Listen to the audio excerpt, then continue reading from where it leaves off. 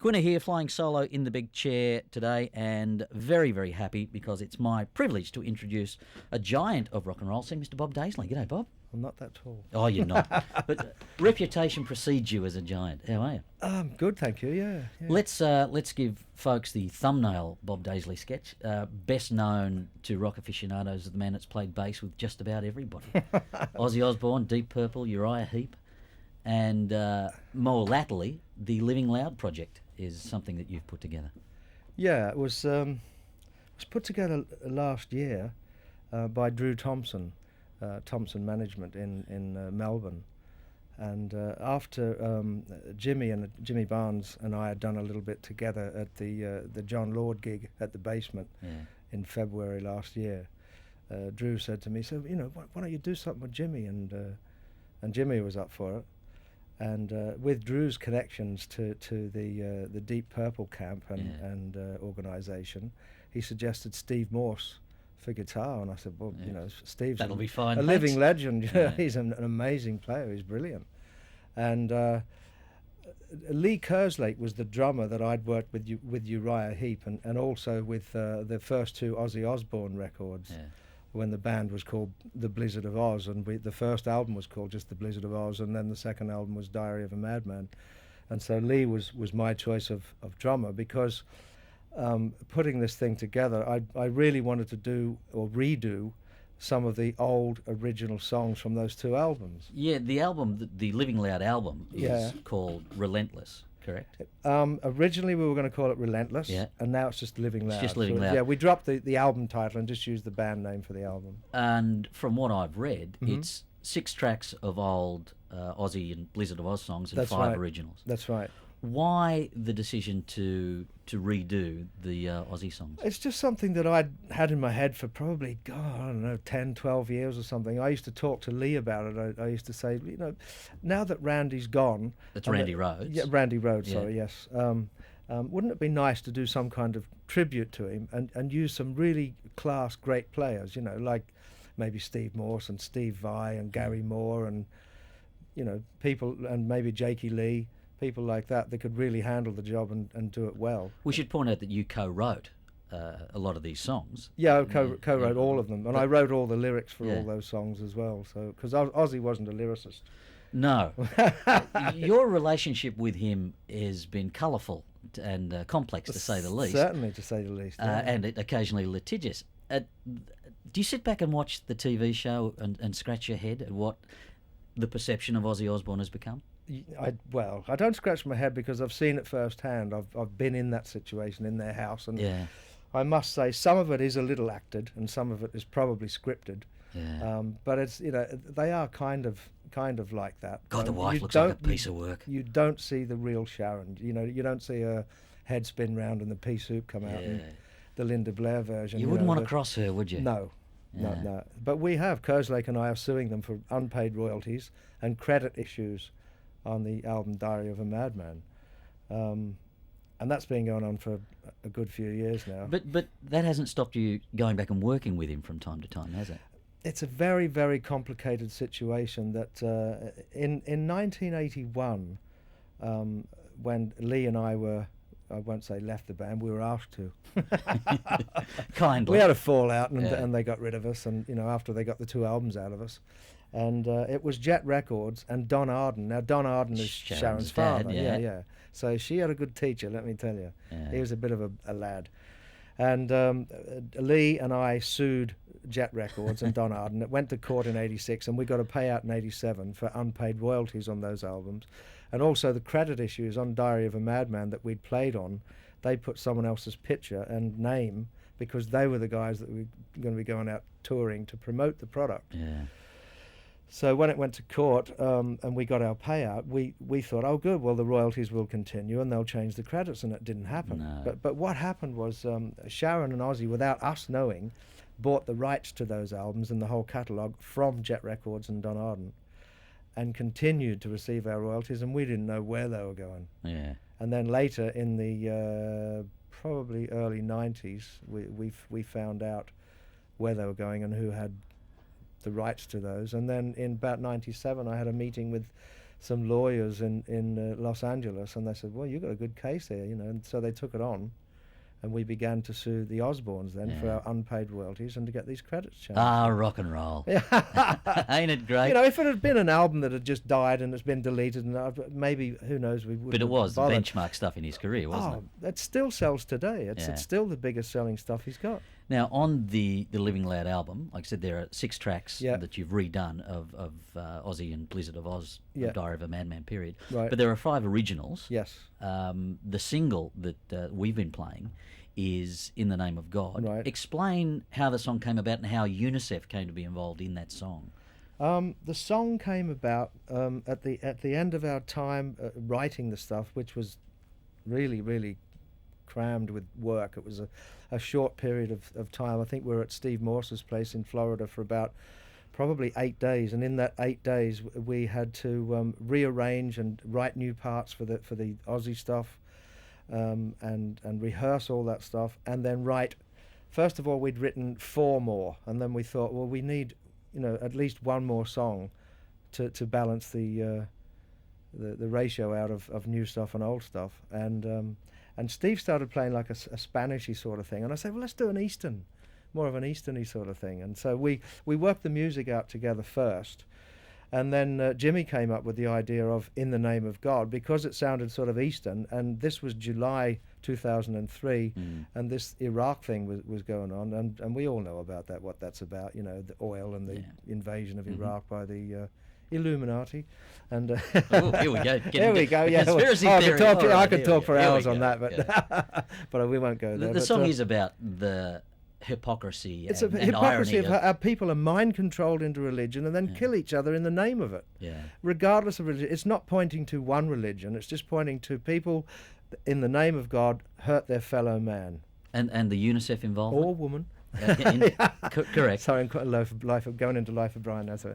It's a sign. Yeah. But the UNICEF involvement, how did that come about? I think they contacted Drew, or Drew played him the song or something in Melbourne, Drew Thompson with Thompson Management, and they thought it was a great idea to use a song like that to show people what was going on in those countries and how children were suffering. And the benefits of this song will go to the children of those war-torn countries. Well, it's a wonderful concept, and it's a bloody good song. Let's have a listen at what we're talking about. Here is Living Loud with In the Name of God.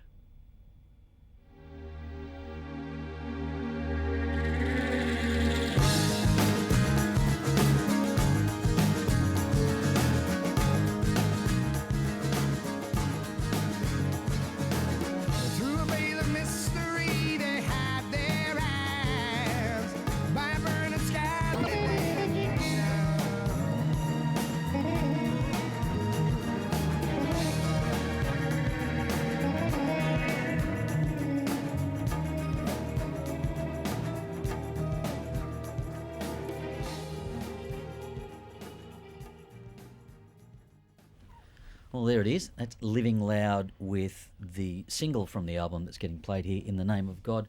A good clip, Bob. It's a very powerful clip. It is powerful, yeah. I think that the parts that were done with the war scenes and what have you were supplied by UNICEF to get the message across of what's happening in war-torn countries to innocent people. Yeah. We'll just make the point again that if you download that clip from bigpondmusic.com, the proceeds do go to UNICEF, so it's a very, very worthy thing.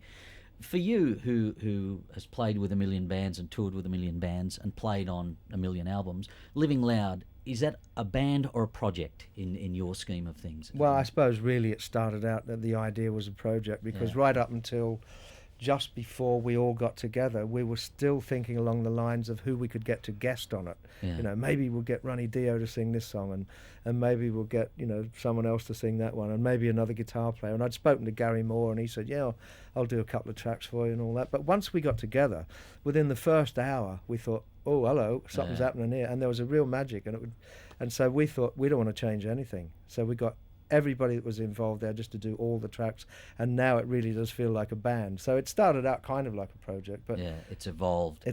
Will you play live? I think we'll do some shows live here next month, because Purple are coming out here, which brings out Steve Morse and Don Airey. Yeah. And then obviously Jimmy and I are already here, and we'll fly Lee Kerslake out. And I think there's talk of doing a show in Melbourne, a show in Sydney, probably somewhere like the Metropole or somewhere like that here, and some television as well. So you've got 11 tracks from the album. Mhm. What would the rest of the set be filled with? I mean, you've got so much to call on. Really long versions of 11 tracks. 11 songs, yeah. 17-minute versions of everything. And it's time for another drum solo. Jimmy knows a lot of jokes, you know. Lee, another drum solo. Yeah, right. Because, I mean, you've all been with so many bands. Yeah, How yeah. do I you mean, pick what to we play? could do one song from each band as well, and probably play there all night. But I don't know. We might do a couple of Barnesy things because it's Australia. The audience would love to hear, you know. All the stuff they know. Let's tell your story a little bit. You're from here, Mhm. but you Yeah. moved away in 1971. Is that correct? Yeah, that's right. Yeah, Yeah. I was born in Sydney, in Yeah. Paddington. Yeah, eastern suburbs boy. Well, actually, I grew up in the western The suburbs. western suburbs, A boy. Westie. Yeah, But yeah, I went to London in '71. yeah, I had been in a band here called Carver's Jute, yeah. which became probably more well known after we disbanded and became a little bit sort of legendary. But yeah, my first break in London was in '72. I joined a blues band there called Chicken Shack. But didn't Christine McVie play in Chicken Yeah, Shack? she used to right? be As Christine Perfect. That's Yeah, right. That's yeah. right. She was the singer of Chicken Yeah. Shack, and then she got hooked up with Fleetwood Mac and married John McVie. So that was Stan Webb. Stan Webb. Yeah. Yeah, I still talk to Stan sometimes. Yeah, and he's exactly the same. Every time I talk to him, it could still be 1972. He's a really funny guy. Yeah. Yeah, So, lovely bloke. so where did you go from Chicken Shack? Into more of a sort of poppy situation. Well, I suppose rocky poppy stuff with Mungo Jerry. Yeah, And yeah, we had a couple of hits and did all the sort of top of the pops thing yeah. and all that. But it wasn't really my cup of tea, although it was a nice stepping stone, and I gained a lot of experience from having that much success in a band like that. Were you writing at this stage, or were you Mm. just playing bass? Just playing I don't bass. mean just playing bass, but you weren't one of the songwriters in those bands. Yeah, no, just playing bass. Yeah. And how did the hookup come to the rockier side with Uriah Heep and then on to Well, Ozzy and stuff? that's where my heart was always. It was always in the heavier stuff, the rocky stuff, and especially stuff that lent towards bluesy rock. You know, Yeah. there were various types of rock. You know, like Deep Purple was heavy rock, but it was more classical rather than bluesy, and I preferred usually the bluesier sort of stuff. And I think in about '75 it was, I formed a band called Widowmaker with a guy called Ariel Bender. Luther from Mott the Grosvenor. Hoople. Luther Grosvenor, See, you know your stuff. Well, Mott the Hoople, my favourite band of all time. Oh, really? I'm an Ian Hunter fanatic. Oh, yeah. right, yeah. And of course, Luther replaced Mick Rouse. That's right. Yeah. That's right. Yeah. And See, so- we could play a game with you. You know the game they play with the actor Kevin Bacon. No, what's that? Well, you've heard the phrase 6 degrees of separation. Uh-huh. They play a game in Hollywood called 6 Degrees of Kevin Bacon, and you can go back 6 steps, and just about everybody in Hollywood has a connection to Kevin Bacon. Oh, I see. Right. You right. have that connection with every guitar god on the planet. Well, nearly every. I mean, for me, Jeff Beck, as I quite often call him, Jeff Best. yeah, I think he's the best. He's the governor for me. I love Jeff Beck's playing, and he's one person I've never worked with, and I'd love to, but there are quite a few of the others that I've worked with. at that level, and Mm-hmm. we are talking about guitar god level here. How do you separate them? Is it technique? Is it feel? It's not about who's got the fastest fingers, is it? No, I mean, people often ask me, who's the best? If you've played with Richie Blackmore and you've played with Randy Rhoads and you've played with Yngwie Malmsteen, and who do you regard the best? They're all different, and it's I suppose it's a bit like snowflakes. There's no two alike, Yeah. and everybody has their own characteristics, and in their own way, they're all as good because they make people emote, and that's what music is about. How do you feel? You've been in the game over 30 years. Yeah. How do you feel about the state of popular music today? Is it healthy? I don't mean the record industry per se, No. because the industry will be what it is Right. for eternity. But I mean the state of the music that's being made. Well, I think there are still good players around and good writers. Whether we see them as much as we did years ago, I think in the 60s and 70s we're really spoilt for music because there were so many young baby boomers around, and there were so many. I don't know. When I was a kid and a teenager, you'd turn on the radio, and every time it was something new and something brilliant. Mm. Great songwriting, great artists recording, and I think there's a bit of a lack of that now. But you know, I'm sure that there's a lot of music out there that we don't get to hear because they don't get signed or they don't get seen or whatever. And they don't get played. Yeah. I mean, radio is becoming narrower and narrower. That's right. On what it will and won't play. Yeah. We had a young emerging young singer-songwriter, young lady in here earlier in the week called Kim McKenzie. She's only 19 years old. Right. And I asked her the question that she's trying to go about her career path the traditional way. She's writing, she's touring, she's playing. I asked her how she felt about these instant success shows, the pop stars, the American Idol. Do you have an opinion on those, the manufacturing of Well, that's a good career? word. I think that's what it is, manufacturing. And I suppose if they've got any really great qualities, just because they're on there doesn't necessarily mean that they're not good or they don't have some good qualities.